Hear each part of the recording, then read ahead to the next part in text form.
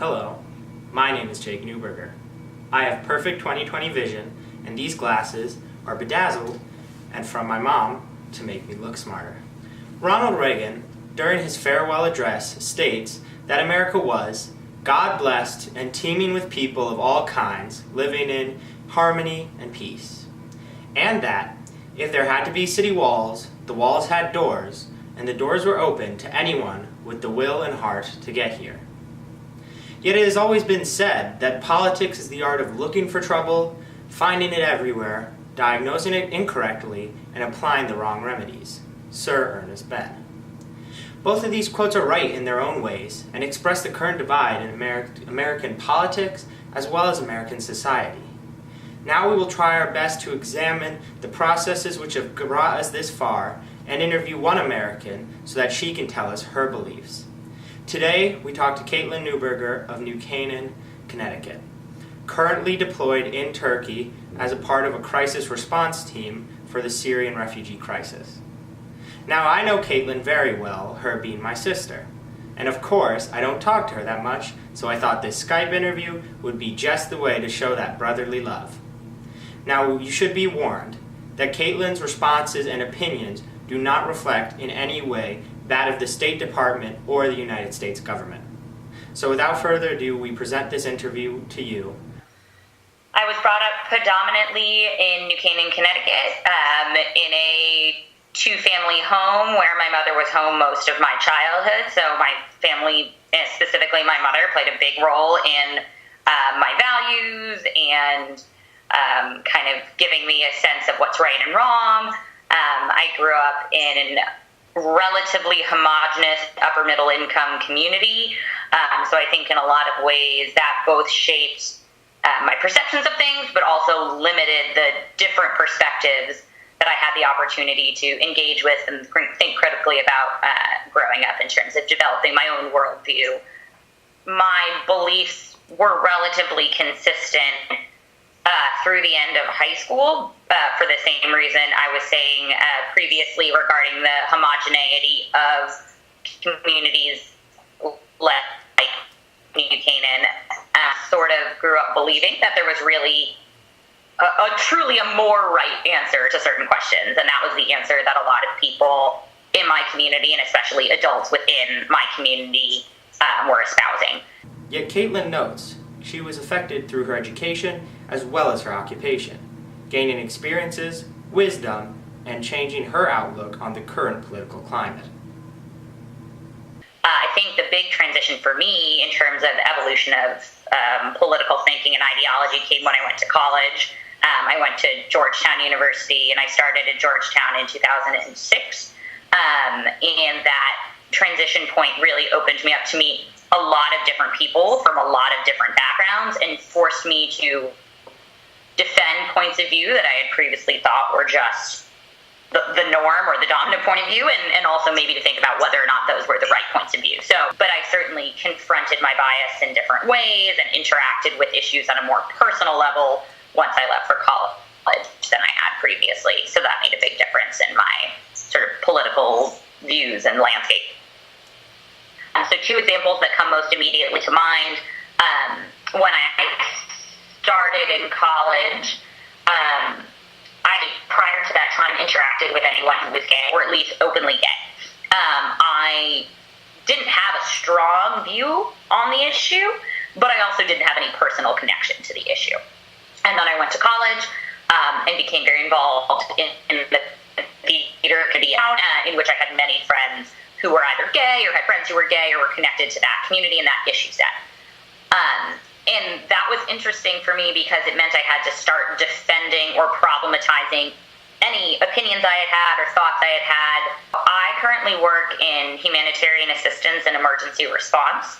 And I think that this whole field in general, both humanitarian assistance as well as just more broadly international relations, really requires you to think pretty critically about the U.S. government, what you think it should be doing, how you think it should be working, because every day that you spend living overseas, you're a representative of that government.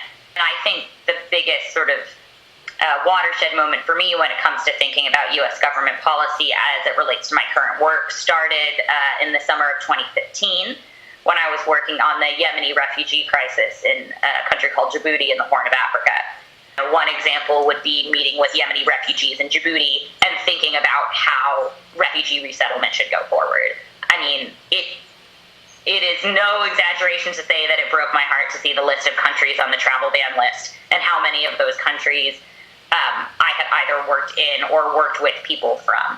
And again, I think both of these examples really highlight that while there wasn't one specific person, it was interacting with a group of people that then humanized a single issue and made me feel that it was no longer appropriate for me to be neutral on an issue, even though it didn't impact me personally. Previously, I studied foreign service in college.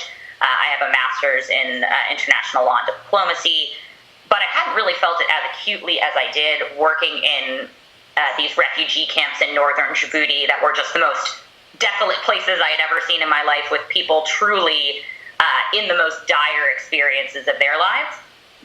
In general, I would say spending time overseas makes you think a lot more about the benefits of having a more expansive U.S. government, and specifically the benefits of having a U.S. government that's more engaged internationally as opposed to embracing this isolationist approach that has been more common in a lot of different Western countries. You know, if you look at Brexit and things in the U.S., the Trump election, things of that nature. Moving on in the interview, we talked to Caitlin regarding political efficacy, in which she stood firm in her belief of the traditional democratic system as well as the electoral system, noting its various advantages and privileges that it gives to the citizens of the United States. I would say that being in other countries, especially countries that don't have the same democratic tradition as America, frankly makes you really, really angry to see the low level of voter turnout in America. I think it's a luxury to have that democratic tradition that is apparently lost on a lot of Americans, and you have to go to countries where you don't have the same sort of easy, accessible democratic process to really appreciate that. So it's frustrating to me when I hear Americans who say, oh, I'm not going to vote. What does one vote matter? My vote's not going to make a difference. Because that's just not true in America. You know, you actually can vote, and it actually can have a result. You know, and you also think about local elections, national elections, all these different levels you get to vote for. There are some countries in the world where your vote really will not make a difference, and America is not one of them. Furthermore, Caitlin stressed the importance of dialogue and how one person can make a change, as well as how her affiliation and political ideals have changed over time.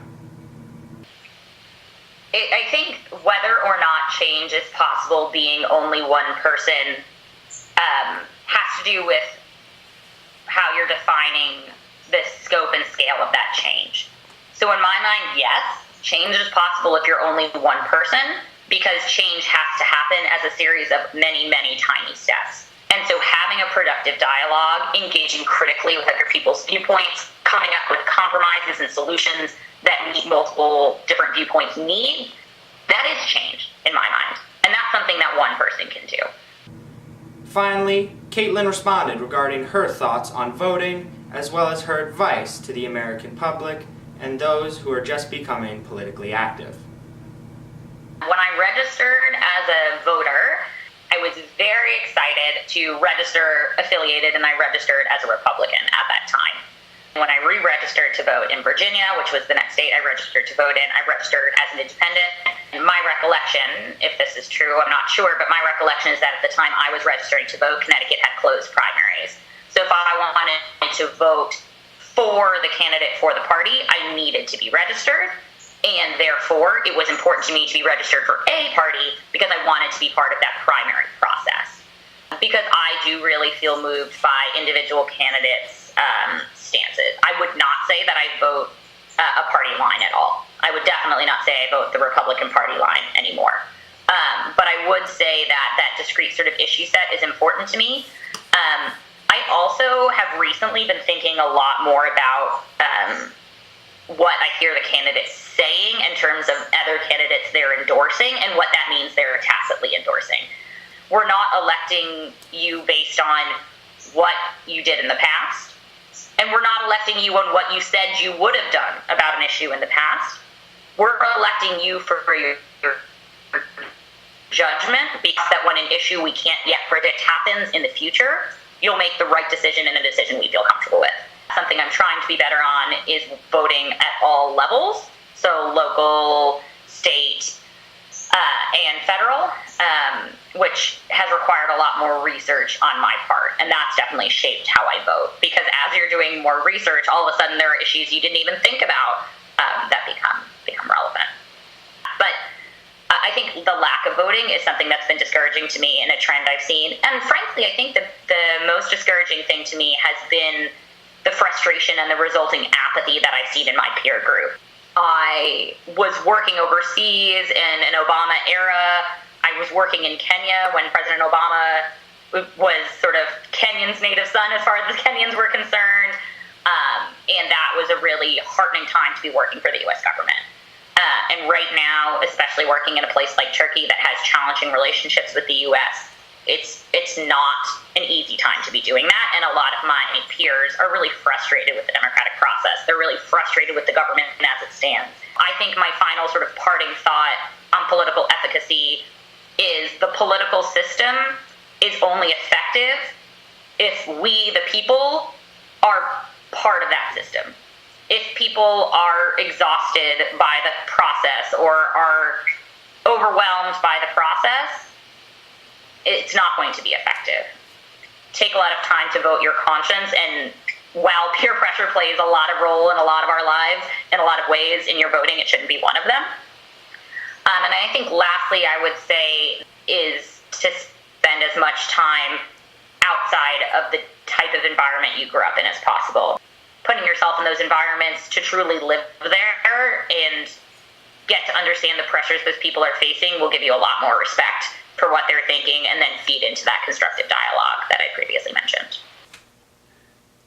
In conclusion, we would like to thank you for taking the time out of your busy day to watch this interview. And if this is you, Mr. Joshi, please